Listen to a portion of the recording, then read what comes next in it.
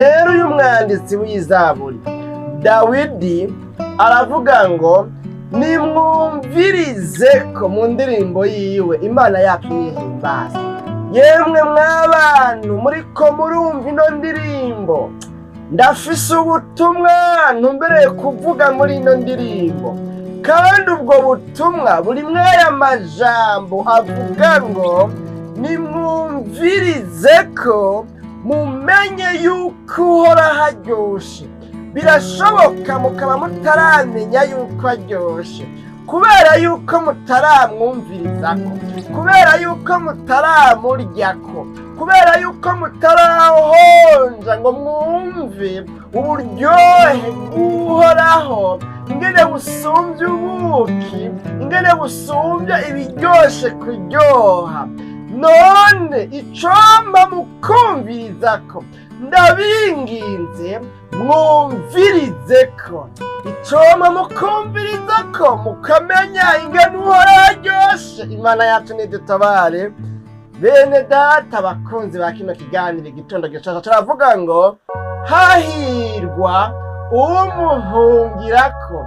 Uyu Uhoraho hahirwa uwumuhungirako.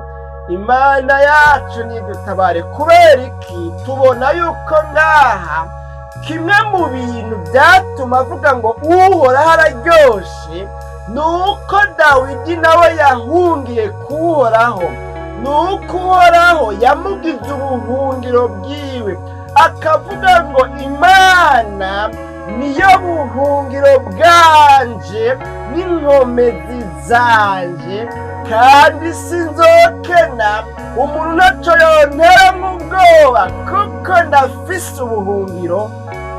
Imana yacu nihimbazwe. Bene data bakunzi ba kino kiganiro igitondo gishasha, n'ano majambo icompa ukayirirwana n'ijambo rikubwira yuko Uhoraho aryoshe.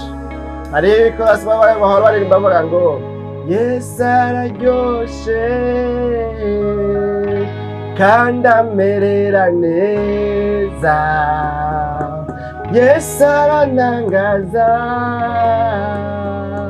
kandi arankunda. Imana yacu nihimbazwe. Yesu araryoshe kandi ngo amumerera neza. Iyo muhereze niko yavuze. Imana yacu nidutabara, avuga ngo Yesu araryoshe, araryoshe.